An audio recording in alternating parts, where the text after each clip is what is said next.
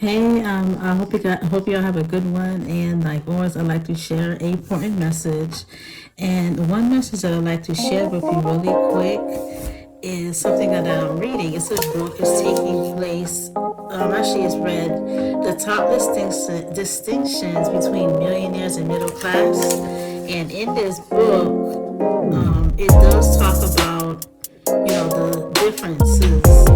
And what I was thinking about was no wonder why millionaires have generational wealth while the poor is always going struggling. Never able to get anything financially stable. So here's what it says. Here's my notes. Very poor people think day to day, and poor people think week to week. Middle class people think month to month, while rich people think year to year. And very rich people think decade to decade. And that is big to me because the poor, they're scraping by, they're looking for, the next dollar. They're looking to hit it big one day. Maybe they'll win the lottery. I don't know. But the poor people think week to week. So probably they say, oh, I have money for grocery this week. Now they're thinking, oh, let me put together money for the following week. So yeah, this is very true. While the middle class take month to month because they're mainly thinking about bill payments, credit cards, things like that. But the rich is different. They'll think yearly because they're thinking about planning for emergency funds, vacation, things like that. And the very rich think decade generational wealth. So the next note is the primary goal for very poor people.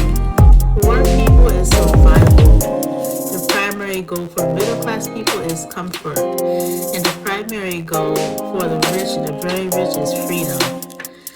So, and it's true because they're looking to get away from, getting scraping by and just, working a job that's not going to get them nowhere. A lot of the time, people are going from job to job.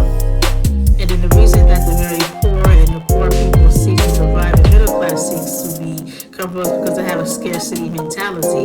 So I just want to read a little few points. It talks about the income level, and it says the very poor do late work. They will find day laborers and street beggars. They typically earn less than 10,000 a year. And we see this often. They're begging on the street, looking for a place to stay. The next one is the poor people. They typically earn 10,000 to 25,000 a year. And that's a lot of the jobs that's out there, the gig economy. And the next one is the middle class, which earns 25,000 to 100,000 a year, which is comfort nowadays.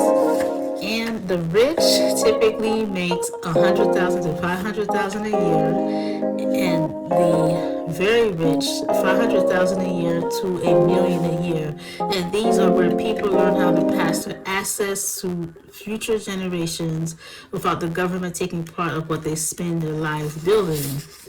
So when I when I read this book, I'm thinking, you know what, this is a good idea to be a millionaire so that you'll have time freedom and you'll have income.